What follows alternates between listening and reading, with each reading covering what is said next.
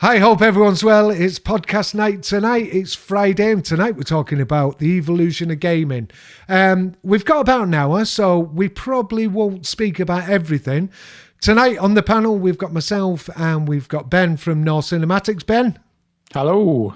And we've got special guests tonight, and it's a guy called Josh. He's one of the subscribers, and he's gave me a great idea. Just before I introduce Josh, this is something we're probably going to do maybe on a monthly basis. So one of the Friday podcast, about a month's time, we're going to do this. And it was Josh who gave me the idea. Now, if you've got a subject that you want us to talk about, put it down in the comments or contact me via Twitter, and you can get me over there. You'll see it. It's just about there. And let me know what you want us to talk about, and if you would like to come on the podcast, because that exactly is what Josh did. So I said to Josh, mate, why don't you come on and talk about the evolution of gaming, because he gave me the idea. So I'm going to say hello, Josh. Josh, tell us a little bit about yourself, mate. Hi everyone, well my name's Josh, obviously. I've been gaming for about 17 years now. Wow. Going on 18 years. Always been a Sony fan. Did have an Xbox a couple of years back, but got the red ring, so Sony fanboy. And why not? There's a lot of people that like it. Yeah. And yeah, so that's pretty much about you. You're a console player. Gamer. You're a gamer. You're a console player. You did try to play the Xbox, but you're pretty much a Sony PlayStation fan. So that's Josh, ladies and gentlemen. Josh, and any reason that you wanted to talk about the evolution of gaming? well, I've always been a fan of like the older games. As a kid growing up, I basically inherited my, so when I first started gaming, I was 3 years old. My Wow. originally had the PS1 at the time. And her and my dad, they would play like Bugs Life, Rayman, Yeah. and Alien Trilogy on the PS1. So That was actually a game that was a decent game. Yeah. Trilogy, the Alien Trilogy. it was a bit of a Doom clone, though. It pretty much was. Yeah. The godfather of all games for me, because I was a big Doom fan. Big Doom and big Quake fan, an Unreal fan. So what was Josh, the first sort of game that got you interested in gaming? What was the first one you got addicted to?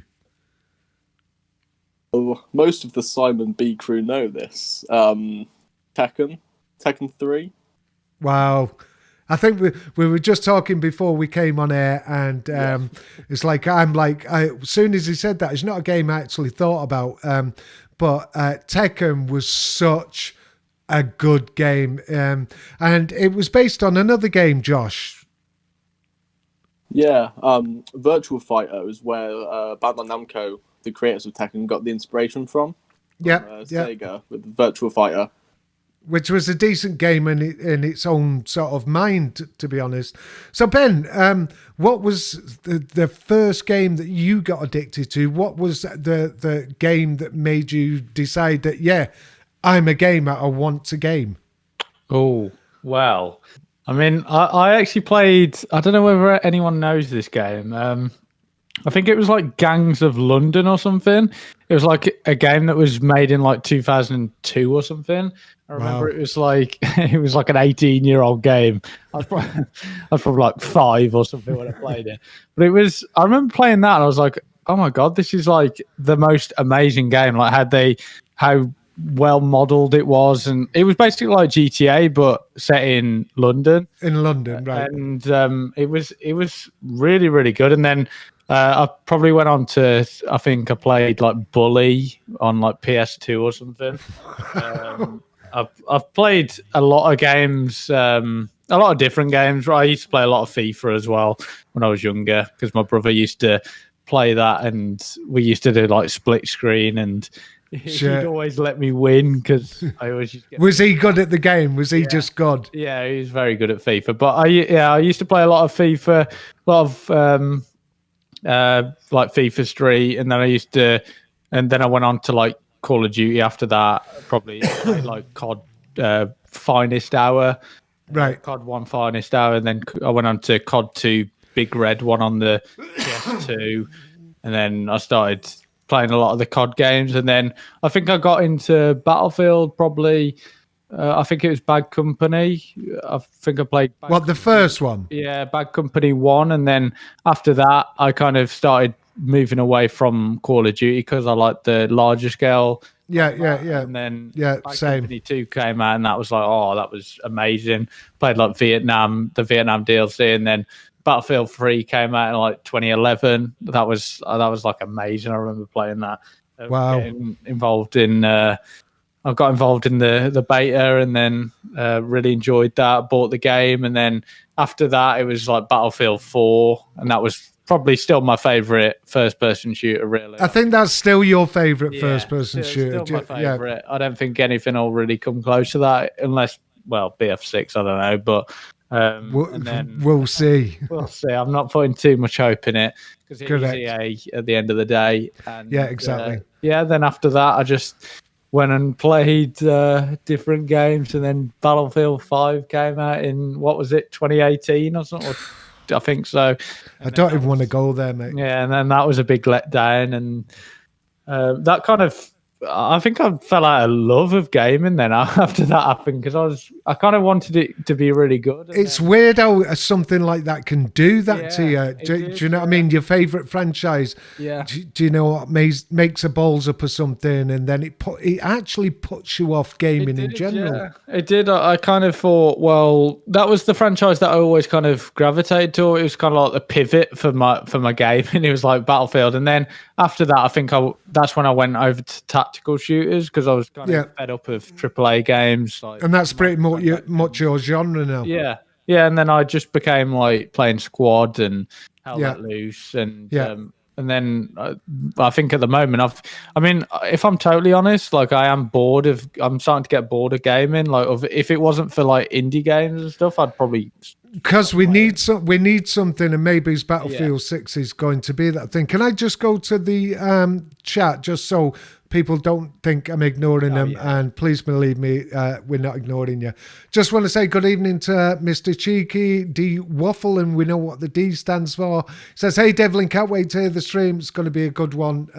It's going to get good. Yeah, I think so. We've got the special guest on tonight, Josh Borks. How you doing, mate? Proton. 12 people watching. We need to get them likes up. Yes, don't forget the likes and subscribe to Ben at North Cinematics and myself. And that I think Ben's having one or two problems with his mic. Proton, 007 agent under fire. Yeah.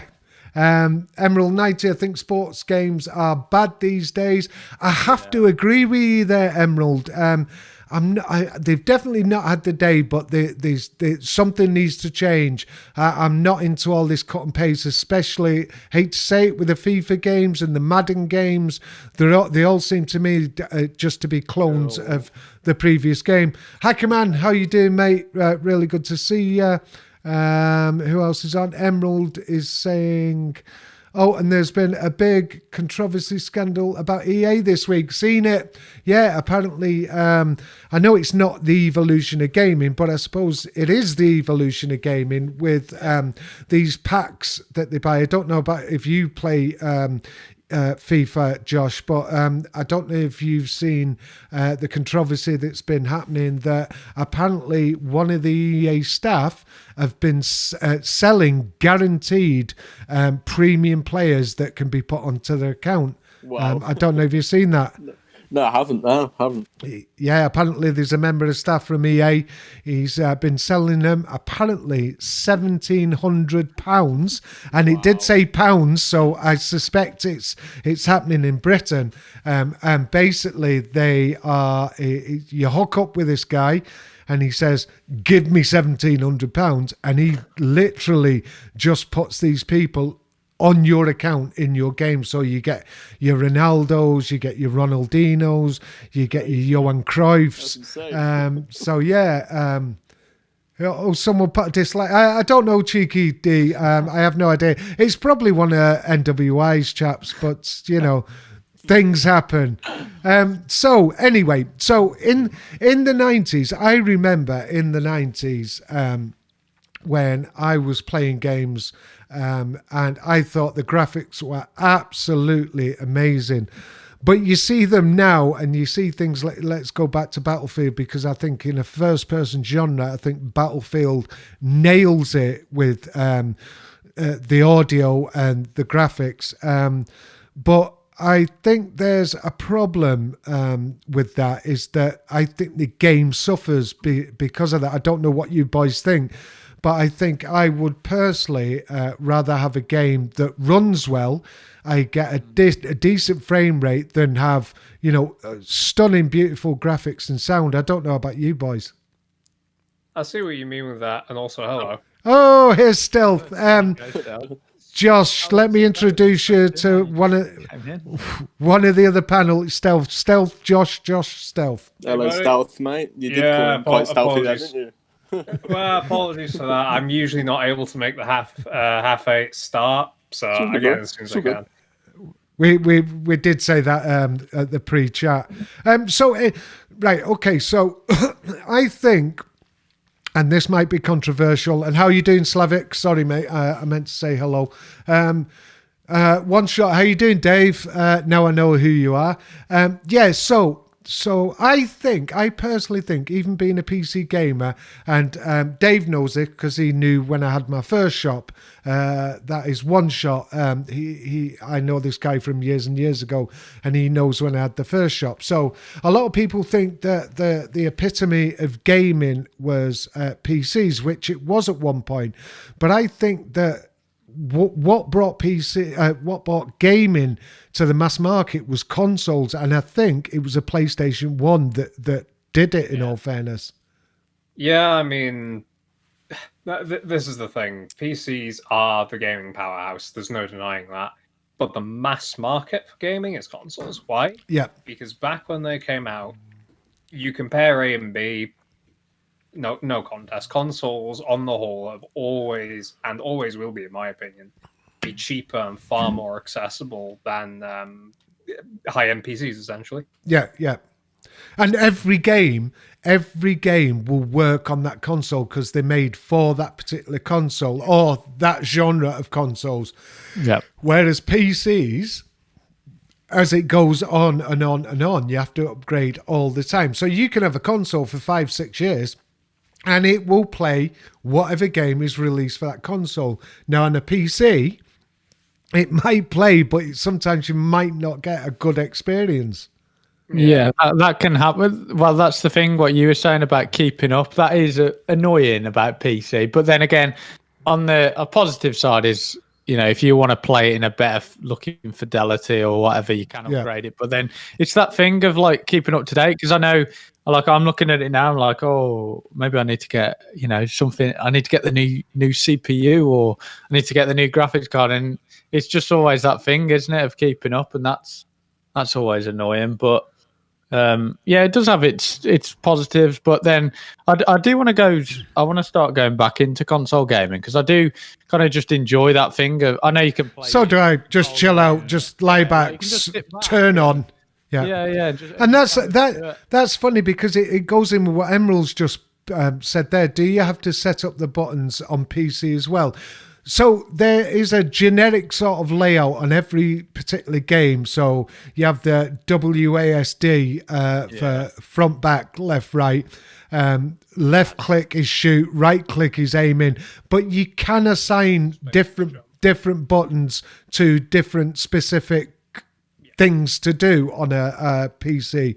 So in that sense, I think the PC's got it again, because you could play Call of Duty, or you could play Battlefield, and it does. So you can play how well you'll be. Exactly. So you can play two different games that might have a different sort of keyboard layout, but then you can go and assign the keys that you prefer. So you can play, multiple games with exactly the same key layout.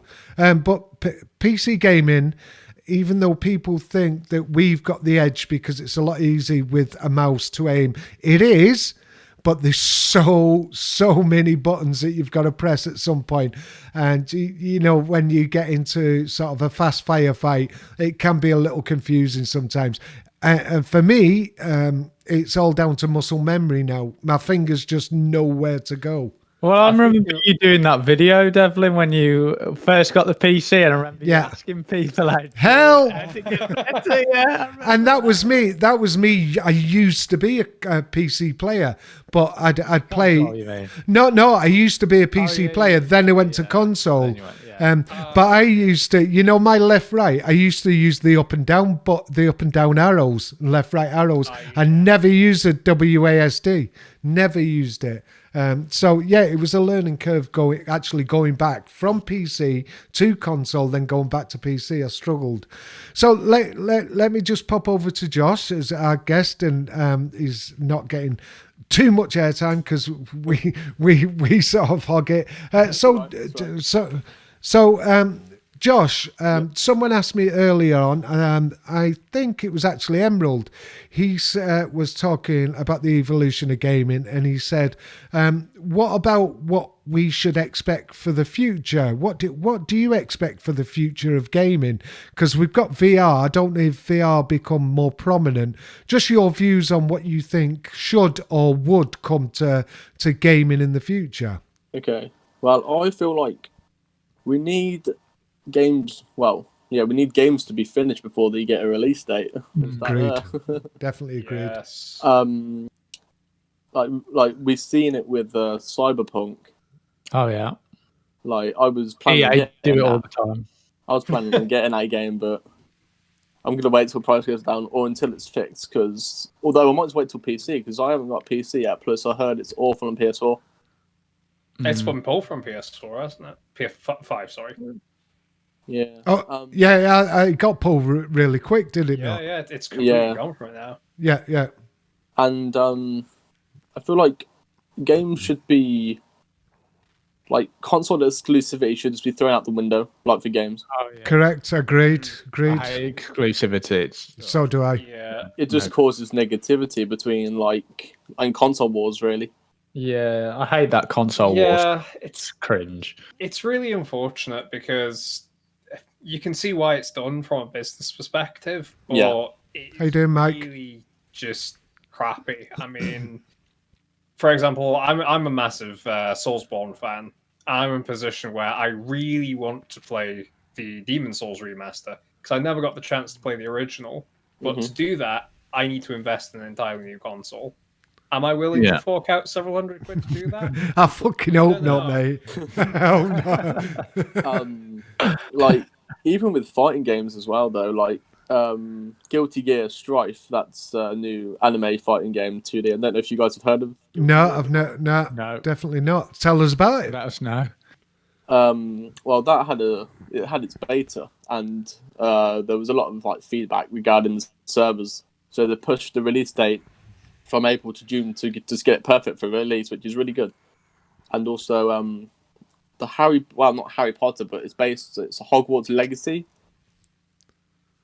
Hogwarts Legacy, that's coming out next year. That got delayed an entire year because they wanted to get the game perfect without any bugs. It's a single which player it should. RPG, which sounds great. Yeah. But we've seen it as of when Street Fighter 5 came out on PC and PS4. It was bare bones. It only had ranked and not even a practice mode or arcade mode, which you'd expect in a fighting game. Do you know what I mean? Yeah. And they rushed it out for esports. Well, that goes back to what you were saying before, Josh, that when I was asking what you think should happen in the future for future gaming, and you were totally right. Companies need to stop rushing these games, and it just coincides with what Dave said there. One shot, Cyberpunk was rushed because the community of fans demanded it. Come out after years of development, a big mistake. So it's, in some senses, it's, it can be our fault if we push and push and push too much and whinge. They will throw out the game. Well, exactly. You know what I mean? If it pops out on console and it's perfect, then I'll say, I won't say I was wrong because I was never wrong. But he actually said, I seen a comment just before, I think it's Disabird. He actually said that apparently Cyberpunk's brilliant on the PS5, but I don't know if I totally believe that, Dave. So I'm just going to go to the chat. If you just give me 2 minutes, let me go to the chat. You read, Devlin. Balked. Preach, man. Preach. What's he saying? It's usually the publisher rather than the devs. Yeah, pretty much. No, pretty much. So anyway, Balked, he honed his mouse skills in Unreal Tournament. I used to love Unreal. And the pre-chat we had, I actually said to Josh and Ben, I remember playing, like Doom, Quake, Unreal Tournament. I loved it. I actually loved that game. I thought it was brilliant. Which one specifically, Devlin? All of them, all the Unreals. All the Unreals. I love them. And you see, now you'll never see me playing a game with pew pew. I don't like the sort of space games. And, I said I was going to play Halo. I'm a bit apprehensive, but I might play Halo. Believe it or not, I've never played that game. I have never played Halo. Never ever played it. So anyway, it's amazing on PS5. Apparently, he's still got his copy. Dave, that's one shot. Should nearly all games be cross-play from now on? There's a good one from Emerald 90, and we'll go back to that. Let me just finish, and we'll actually go right back to that. Yeah. So. What's his name? Beokant. Yes. I've not seen you for a while, mate. Thanks for coming to the stream. So anyway, I've said hello to pretty much everyone that I didn't say hello to before. So, gentlemen, including Josh, do you think, and we'll let Stealth come in here first because he came in late. Mate, what are your thoughts on crossplay being in pretty much every multiplayer now? It is a massive, massive two-edged sword because you have this actually ties right the way back to what you were saying regarding PC controls, PC inputs and such. Yeah. Yes, we have a wider range of motion in terms of our precision and our ability to respond and react to situations, but we also don't have certain inbuilt advantages that console have in order to make the game more accessible and playable. One example of this is Titanfall 2. If you play it on the PC, there is a weapon called the Hemlock BFR, and it's a 3-shot, pull the trigger, 3 shots, pull through 3 shots, rifle, marksman rifle. PC is widely considered one of the worst weapons in the game because compared to everything else on PC, it's not good. On console, however, is it the beast? It is considered A/S rank back in the day because of aim assist. So you would ADS on your BFR, it would zip to the head as long as you pulled the trigger as it was zipping. 2 rounds guaranteed on target at least. And that's it, the man's down. Yeah, he's down. Wow. And that's where I feel crossplay becomes a two-edged sword, because on the one hand, your multiplayer pool will explode and you'll have a lot more interaction between communities. On the other hand, how do you handle things like that? Because I used the Hemlock BFR on PC Titanfall 2 and 1, and yeah, I can attest it was shit. So you're saying, the meta weapon in the game is not necessarily relevant to the game and all. So if there's a meta on the PC, the meta on the console could be completely different. Yes. Right? Okay. That's what I'm saying now. The meta on the console is the Hemlock is amazing, and if they were then cross-playing versus PC, I would be watching someone using that Hemlock, and I would be saying he has an aimbot, when in reality he just has the console's inbuilt aim assist, which is there to make the game more accessible for him. He's not cheating. He's not doing anything wrong. He can't even turn it. In fact, no, he can turn it off. I think, there you go. And then this is what I'm saying, that's a two-edged sword. In most games, you won't see things like that. But in some of them, where it is needed to really allow people to access the game in certain circumstances, you could end up with a bit of clash where either PC or console has a distinct and, in many cases, unfair advantage. So that's one example. I could easily think of a couple others where the PC would have the advantage. Again, Titanfall is a great example because Sure. on console, you can only rotate left and right as quickly as the stick setting is. PC, Sure. flick your mouse, you can get around. Yeah. But yeah, I can see benefits and drawbacks. That personally, I would like to see it more. I would just say that we need to be very, very careful as to how it's implemented. Is implemented. Yeah. Sure. So Ben, what your thoughts, mate? What are your thoughts on crossplay in multiplayer games? Crossplay in every games, I think, and I think you should have crossplay in every game, but you should have the option to turn it off and on, like you do in Call of Duty games. I think that should be the future, in my opinion. Totally agree. I think I've got so many people that I'd like to play on console, but I do want to buy a console, but I know there's lots of PC gamers that have friends on console, but they don't want to fork out and spend money to play a game. Correct. With their mates just that game. So I just want the ability to streamline it all and just get us all playing together. I hate all this like sort of PC wars and like console wars and like scrubs and buy a PC. I know. Honestly, it's just cringe. Yeah. But, I just think, optional crossplay is just the best way forward, and I just think it allows everyone to just kind of play together, experience the game together. Yeah, there's going to be differences, but if you opt in it, then you're opting in it in the knowledge that there's going to be obviously some differences. Sure. Josh, what are your thoughts, mate? Well, so crossplay, the way I see it, it would be great in every game if it could be done, but it's got to be implemented like properly. And like even fighting games, you can get hacks on PC for. Like you can have your character set to like auto block, so they'll block every move.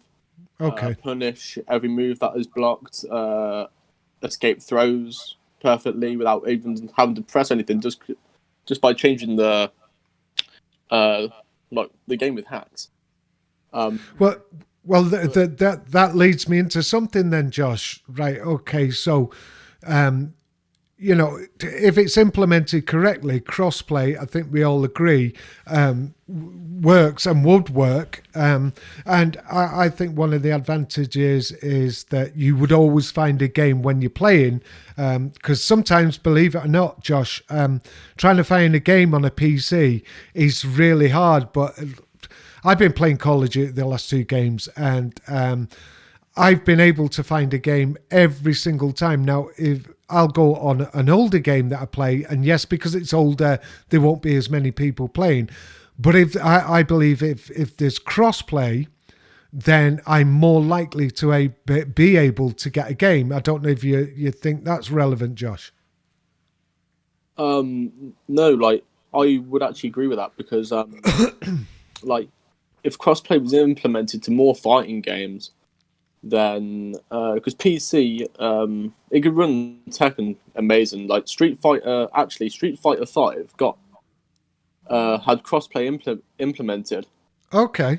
For PS4 to PC because it wasn't on Xbox, but those other two. But the issue is with fighting games, they're known for having notoriously bad netcode. Right. Okay. And why is that, do you think? Because they're not as intense as, say, something like a Battlefield or a Call of Duty where there's so much going on. I don't understand why the netcode would be so bad. It runs better on PC, but it's like PC because it's not based. It's like one person, like it's based on another's connection. It's not a server. Right. Okay. So it is peer to peer. Yeah. So whoever's got the better connection's gonna have the more chance of winning. Or who have the hosters. Yeah. Exactly. So the host will have the advantage. Yeah, like the host. Yeah, it's like in Tekken, say if if you're in a ranked match, you could get robbed because you might have more delay than the host on certain Don't they have that moves. on FIFA though as well? I think they have that same sort of system where you'd be playing, and if the host has like shitty connection, it just like or everyone's game is just hindered by that. So yeah, that's a annoying thing that I used to see on FIFA a lot. Yeah. See, there's one thing that would really worry me about crossplay, and and it's been mentioned. The one thing that would worry me is for the console players is the amount of cheats that you've got on PC, and therefore going into the possibly the next subject. What about the lack of cheat software within games like Call of Duty? I mean, it's an absolute mess. You've got the biggest AAA shooter, like it or not, it is the number one, and it's not got a proper cheat. Anti-cheat, anti-cheat implemented within the game. So I don't know if anyone's views on that. I think maybe they should be forced to put an anti-cheat in it if it's going to be crossplay. Yeah. How are they not doing that? They've got the money to do it. The amount of money that we give it. That's the thing, Ben. You have the money to do it, but that money is also something called profit. Yeah, I know it is something called profit, and I probably agree with what they're doing because they're still making the money and they're not having to do anything and not listen to the community. So maybe they have got it right, and maybe they know what they're doing. Yeah. They're not listening to the community and they're still making the money. My boy, you are thinking like a businessman. Well, yeah, Yeah. But it's not. Never make a game. Yeah, it's not fair for the gamers. No, exactly. They're just, and this is the thing why I hate battle royales being added to games, because I think whenever a battle royale becomes popular and financially successful, that's it. Multiplayer dies because why listen to the multiplayer players if you're making less money on the multiplayer when you're making so much money all the money on the battle royales. Yeah, definitely. Definitely. It really, really does annoy me to see things like that happening. And I can't really attest too much to the technical side of anti-cheat, but this is the thing. There's a saying in the software industry, I keep making better and better software, but they keep making better and better idiots. And it really is just an arms race between the hackers and the anti-cheat. Correct. And sadly, the businesses don't want to really invest in that arms race. So in the end, the hackers are always going to win. So do you think it's a case of we're never going to beat them, so why bother? We'll just... do you know what I mean? I do think that in certain companies, there is a mentality of we will make a quote-unquote good faith effort and no more. Yeah, and what's the point? You've got to see from Activision, like some games will obviously have to do it because they'll see that maybe the bottom line's being affected. But Activision, they'll look at this and go, okay, we're still making the same sort of profit. People are moaning on Twitter, but do we really need to invest time and effort in getting a proper anti-cheat? Probably not. I also agree with Borked here, actually. What he's just said there, I was just saying it, the anti-cheat. Yeah, quickly cross the lines anti-privacy. Yeah. And this happened, for example, with Doom Eternal. They switched over their anti-cheat to something which essentially, to keep this very simple, you have your operating system, and then the brain of the operating system is essentially the kernel. That is where everything lives, essentially. Everything important lives. And what this anti-cheat software was doing is it was essentially inserting itself or demanding access to the kernel, which basically means if someone wants to be nefarious with your PC and they have kernel access, game over. They can do what they want. And that's something that pretty much. Yeah. So, there is a bit of a privacy element too, and a lot of companies are very, very scared about that. We saw, for example, how quickly the announcement came out for Doom Eternal switching over to that. I think it never even got implemented. They were going to roll it out, they delayed it, and then they just dropped it entirely within the space of about 3 weeks, a month, if that, because the backlash was massive. Yeah. But it's... Oh, so there's a silence. Anyway, I'll jump in. I actually thought you were going to go on. God. But it's a very extensive topic, and again, it goes back to that whole double-edged sword thing, similar to crossplay, but I think we're getting off topic. Yeah, but De Novo was... Oh, De Novo. Do you remember that? Yeah, well, they still got it, haven't they? The new Well, version? yeah, people still use it. Yeah, But I it's don't- annoying, but I mean, I it's can't do- annoying for people who want to get games for free. But, Yeah, exactly. But that's- the bottom line is, it's like rid of you said, Ben. They've got so much money. Why don't they just make their own anti-cheat? Why don't? Effort, mate. I know. Making the Even money. even something just throw in easy cheat like all the indie developers do. Like the Oh, way yeah. I see it, Go on, Josh. Go on. like right. So the way I see it, anything competitive should have an anti-cheat, and if it doesn't, it Yeah. should be monitored. Like Tekken,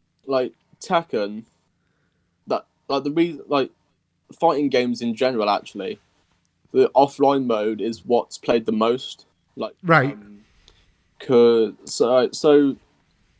like most fighting games that are released and that have online, they're awful. The netcode is literally unplayable. Like Tekken 7 has got worse netcode than Tekken Tag Tournament 2, which dropped on God. PS3 and Xbox in 2012. Yeah. Wow. Like the online was way better on that game, and I'm not sure why it's worse considering we've got new technology. But fighting games are just known for having that awful netcode. That's why the offline mode's so important. And like, so anti-cheat. There was someone a couple of weeks back or a month or two who was playing as CDL for Warzone, and he got called out for cheating. If that's going to affect competitive play, then something's got to be done about it. Yeah, Well- that is very true, I feel. But I mean, in general, I don't think anti-cheat is implemented enough, and I don't know. It's like Ben was saying before. Is it because sometimes I think, excuse me, sometimes I think that. I could be wrong. Please, don't get my back for this. But I think sometimes that maybe it's an open question. Do you think that companies possibly ignore the fact that they've got people cheating on their games because it looks like there is so many people playing the game? So for argument's sake, say there's 15% of people who play Warzone are cheating. That 15% could be 15 million people extra playing that game. And I'm just, being hypothetical there. It's probably totally wrong, but does it make their game look like it's so popular and so many people are playing, and not telling people that showing the shareholders? Yeah, I agree with Yeah, that. Like, yeah. it's saying we have, I don't know, 80 million people coming on every month or whatever. That, yeah, like you said, it looks. yeah, but they're not saying But they're not saying it's hacking. 15 million of them are hackers. Yeah, well, that's it. It Like, doesn't matter. Yeah. The way go I ahead. see it, it's like if like Activision, all right, and so Activision Unloaded, right? If I don't know, a smaller company, say I don't know, Capcom, they're in Street Fighter. If they added an anti-cheat in, and they have to when it comes to fighting games like competitive play and stuff, but that goes Yeah. to other genres as well. But a smaller company can't afford, like they have to listen to the community more because they Sure. can't afford to lose fans and stuff. Yeah. Like they can't afford to lose out on money, whereas Activision couldn't care less because like they get money from in-game content and stuff. So there you go. I mean, that's a very valid point. And it's sort of in conjecture with what I've said, that do they not really care that there is cheaters in the game because for one, it makes them look successful, and for two, even those cheaters might buy in-game content. Oh, they will. They definitely will. I mean, they're playing this game. They quote unquote like this game enough to start cheating at it, which means that they're going to play it more, which means that they're going to be investing more time into the game, which is more time that they're exposed to advertising. And actually, sorry, Steph, I didn't mean to put in, but if they went on with like the generic skins and the generic, outfits and whatever, and like they're killing everyone, they'll be like, hang on a second, he's not even got a gold gun, so maybe they would buy, exactly, it would stand out more. Sorry. The hackers are the main market then. For all I know. You do have that chameleon effect, if you will, but also these people are going to be earning shit from just general progression in the game. As I say, they're playing it more advertisement exposure, more chance that they're going to be interested in buying things. But I think we're also missing a very important point, and that is we are, all of us, aware of streamers, naming their names, who are cheaters. Yeah, and Symphony. They do it. They want to look good. I mean, if you're a public persona, if you're an entertainer, which is arguably what we are doing podcasts, we're technically entertainers, you have to have a brand. You have to have an appearance that sets you out from the crowd. I'm going to do that by having purple hair, golden skin, and a job shoot. Thank you very much. No, it's true. And let's not name names then, shall we? No, let's not name names, but totally agree what you're saying, because there's so many that have been caught out, and recently, and seriously, not going to name names. When we were talking about reverse boosting, it was the thing about a month ago. Everyone was talking about reverse boosting. They're all saying, "Oh, I've never did it. I didn't do that. I wouldn't. My fans know I'm a good player." Then 2 weeks later, actually, I want to apologise to all my subscribers and fans. I did reverse boost. You know what I mean? They all do it. I'm not saying 100%, but the majority, I think, of the bigger streamers, if they don't reverse boost, some of them, maybe a really small minority, do cheat, but I think the majority do reverse boost. And I don't look. I'm not kicking them for when they're down for that, because they're like Stel says, they do this for a living. Just want to go and say hello to everyone who's watching the stream. Shane B, maybe if people start hacking in the in-game store, Activision will do something about that. Yes, they will definitely do something about that, mate. Exactly. I know, yeah. Oh, it'd be massive. They'd soon get their arse into gear, in all fairness. So I want to do that. At the moment, we've got 11 watching. Thank you very much. If you've never been here before, please press that like and subscribe button. Don't forget to subscribe to Ben at North Cinematics if you search for North Cinematics, and Stealth Slicer 77 with a panel. And we've got the special guest on tonight, which is Josh, who gave us a subject tonight, the evolution of gaming. He hasn't got a YouTube channel. But if anyone fancies coming on the podcast, I asked one of my friends last week, and I'll tell you about that in a couple of minutes. But if you've got anything you think the panel would talk about, or you want us to talk about, please let us know. You can catch me at Devlin TRN just over there. Hit me up on Twitter, let me know. And if you would like to join us on the podcast, I'm sure the guys, I'd love to have you on. So I've asked a friend of mine, maybe it's next week or the week after, and it's one shot. He's a mate of mine. He's called Dave. He lives in Ireland, and he's a tattooist. Now, I've noticed a lot of these big streamers, a lot of these gamers, all have tattoos, and I don't know if any of the gentlemen on the panel have not said anything, would be interested to talk about tattoos one night on the podcast. Oh, yeah. I mean, as you guys all know, I have a full face tattoo. I'm sorry, one shot. I'm being a sucky bastard. Yeah, I mean, as Devlin says, I'll be down. Give us suggestions. More than happy to have guests on. Yeah, there he is. So I was talking to Dave last week after the podcast. I got slightly more drunk than I usually do. And talking of drunk, Jess just walked in. Oh, thank you, my love, with a bottle of grouse. As if on cue. No, I was just actually saying. We promise, chat, this is not pre-planned. Thank you, darling. Pre-planned. It definitely, it really isn't. It really isn't. But I'm looking forward to one. So anyway, I after we finished the podcast last week, I got a little inebriated. I called my mate in Ireland. We went on sort of face chat. I don't know what it is on Android, but just the sort of face chat. And I asked him if he would consider doing a podcast with us. I just thought it'd be something different to get away from the norm, what we were talking about, and maybe he could give us an insight on the trends, because as you know, you watch any streamer nowadays, be it male or female, and they've got some sort of ink on their body, and I just thought it'd be another interesting subject for the panel to talk about. Devlin's turning into Joe Rogan, isn't he? I know. Learning topics. I think another interesting sort of way we could also weave that into keeping our usual audience entertained. We could also discuss tattoos and gaming and such. Yeah, exactly.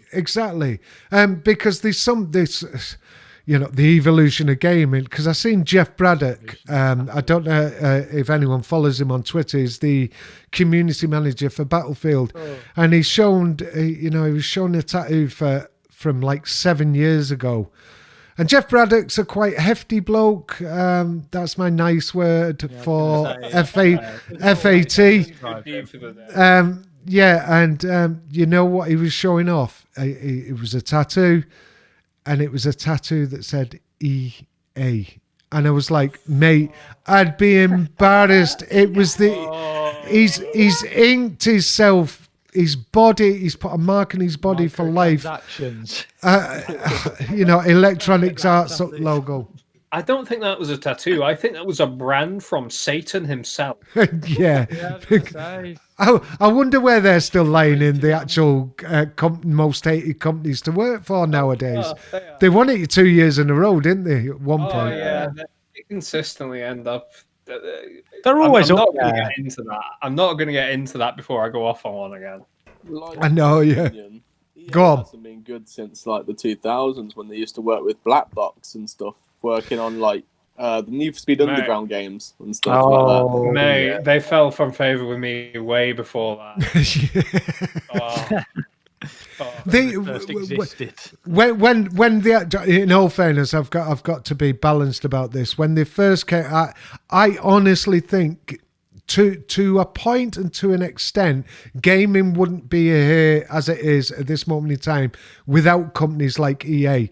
And my problem with EA was the fact that they did get big, they were there at the right time. My problem with EA was the buying of companies and then just destroying them. That's my problem with EA. Apart from the fact that companies like that, if you went and looked, you could, it'd be as long as your arm, the amount of companies, decent, good developers that they've bought over, I think, just to close to have the IP. Oh, that's entirely what EA does. They yes, Steve's Jeff the pleb. Yeah, that's entirely what Westfield. EA does. They just keep farming up IPs, and the weird thing about EA is that Westwood Studios, there's one. Fuck's sake, Bork. You've set me off now, Westwood. God damn it, give me my Westwood back, you vile. I know. bastard. Yeah. But yeah, So right, you've set him off. EA just goes around harvesting IPs essentially, and Yeah. the weird thing is they don't have those IPs to do anything with them. They just hold on to them. They don't fucking. I know. Sell the IPs to people who want to work. Yeah, who want to develop them. Do that Yeah. because eventually they're gonna just do what they always do, which is we'll start up something new with this IP. Oh, we've started something off in the chat now. Oh yeah. Hello, BioWare. So apparently, I was just watching Dave One Shot. He said he did one from Trevor from GTA. The cut hair around the neck tattoo. Dave, why didn't you talk that boy out of it? Why didn't you turn around and say, mate, I'm not doing this? God. Shane B, he has so many great IPs, they just don't know how to make a good game anymore. just responding to that one in chat. Go for it, Stealth. Go. I was typing one, but it's All not that right. they don't make good games anymore. It's that they don't care to make good games. It's money. It's yeah. simple as that. Like, If at the you minute, oh, sorry. sorry, Go. Wrong with that. Right, so EA at the minute, what have they got going for them? Like, Money. Developers, they have got decent developers. They got FIFA, mate. Madden. Madden. Sports games. They're living off that. They don't need anything else. Really. No, That's why they didn't care when Battlefield 5 died. Billions and billions of pounds from fucking microtransactions from sports games. Sports Ultimate games are the blackened beating heart of EA. As long as they exist, the company will never go under because they're just going to keep taking over money off of those, and then they're just going to keep taking and eating and absorbing anything else that they think will make them a quick buck, essentially, which is, unsurprisingly, what we've seen, well, since their inception. 'Cause, I mean, if you take EA from the early 2000s and you generally plot out the opinions of people upon games, I reckon you would see Definitely Emerald. Definitely. EA as well. They back in 2017, with Need for Speed Payback, they actually introduced microtransactions into that world. I know. Yeah, I saw that, but I'm still befuddled. Granted, I didn't look into it properly. I'm still befuddled how you have microtransactions in a racing game outside of cosmetics. No, they were making you buying shit to make your car go faster and stuff. They were like, engine upgrades and stuff like that. That crosses a line. They did that with Battlefront. They tried it with Battlefront too. Yeah, exactly. I know everyone gives it praise now because they turned it round, but this is the problem with EA. They rush out games and they love testing to see how far they can go. It's like, They turned it into a free-to-play game. I know. It's like, what? Well, it was on Epic, wasn't it? You could get it on Epic for free. I mean, I've got it anyway, but I took it on Epic anyway, so I don't know why. Do you know what I mean? Apparently, do EA own Codemasters? I never knew that. They do, yeah. Yeah, they brought them, didn't they? Recently. Yeah. So that's Oh, yes, so they did. So they did, Shane. Yes, so they did. Milk. Oh, my God. Oh, dear. Grid as well. Grid. They now own Grid as well. Oh, God. That was another racing game. I'm never going to forgive them for murdering CNC. I'm never going to forgive them for that was one of your games. Space to an early grave. And I will never, ever, in a million years, forgive them for sinking their claws into Respawn. I know. Oh God, yeah. You bastards. I know. And if anyone's not played Titanfall, please do, because it is such an underestimated,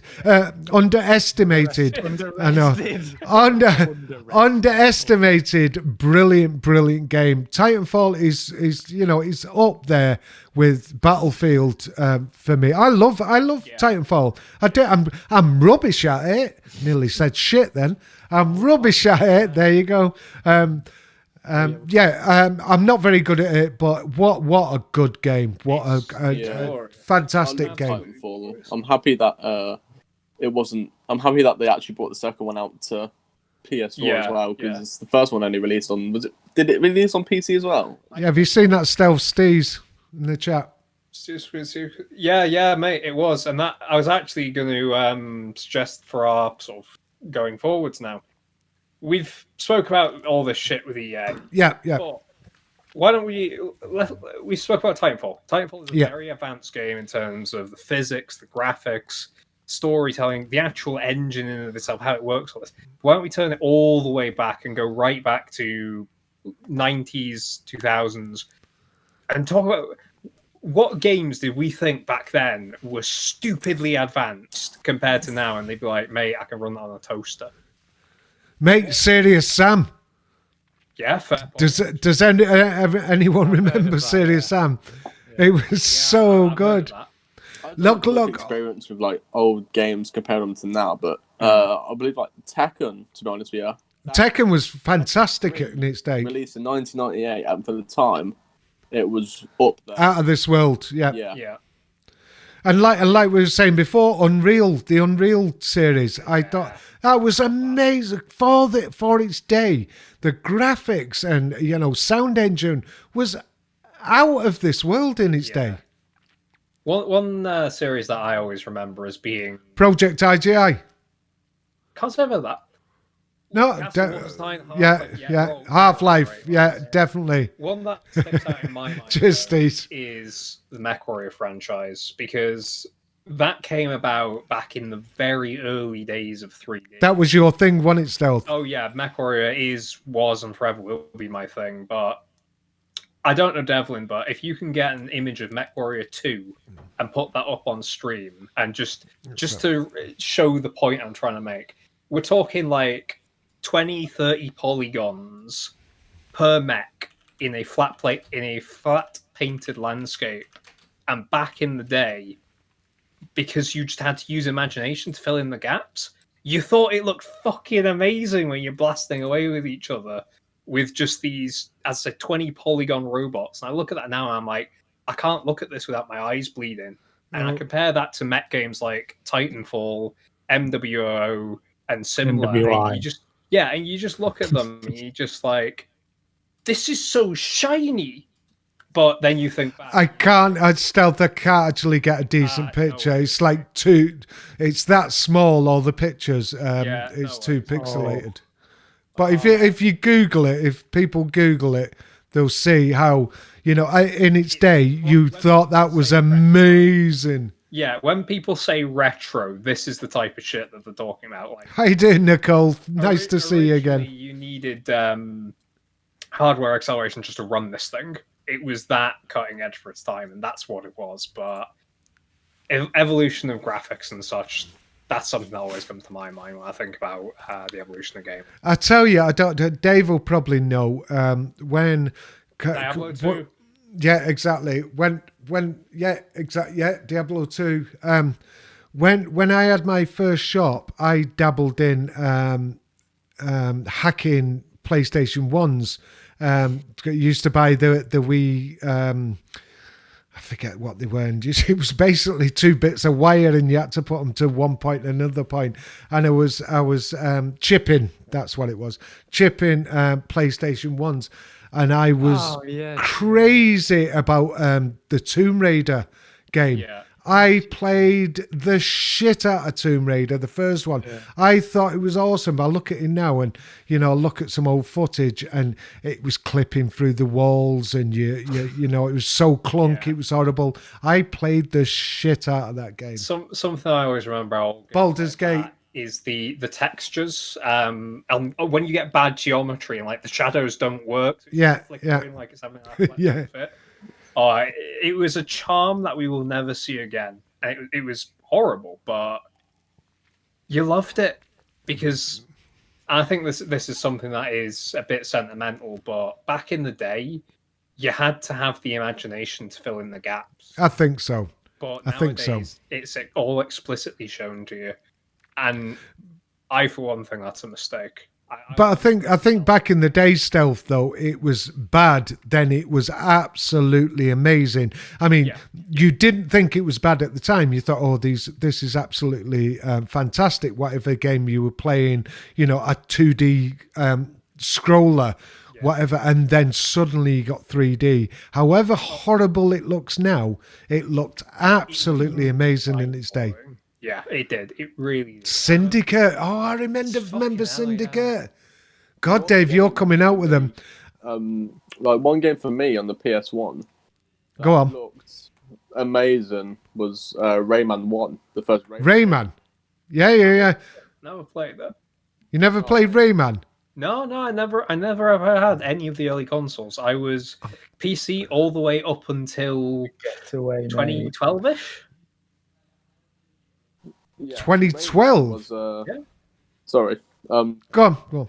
So Rayman was that was the first proper platformer that I played, and System Shock. God, go on, mate. I'm talking to myself. I'd always get stuck in like the second world of the game because it looked like the atmosphere and the environment it's just amazing. It's super cartoony, but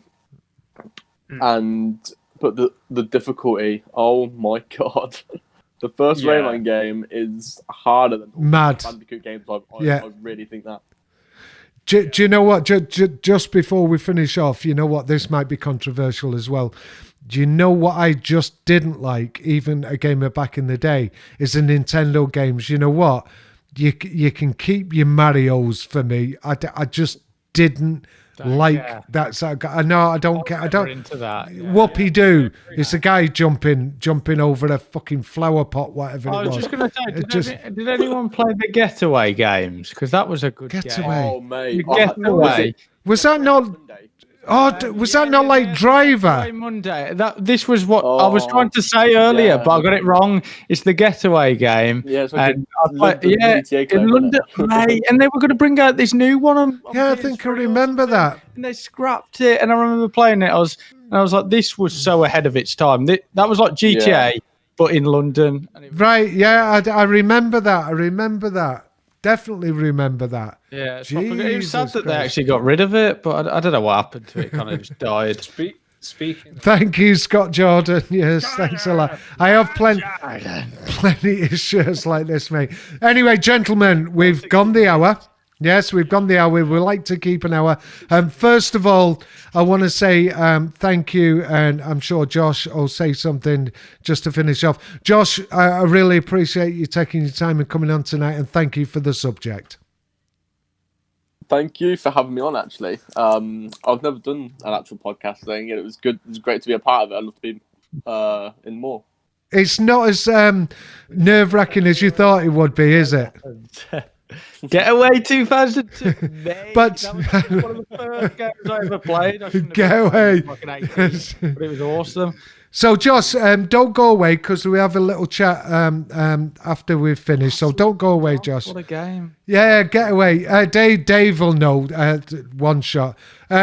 Gentlemen, we have Ben and No Cinematics. Please go and subscribe to his channel. We have Stealth Slicer 77. Please subscribe to his channel as well. And if you haven't subscribed to mine, subscribe to mine as well. That'd be perfect. We've done the evolution of gaming. Gentlemen, say goodnight. Adios. See you, chaps.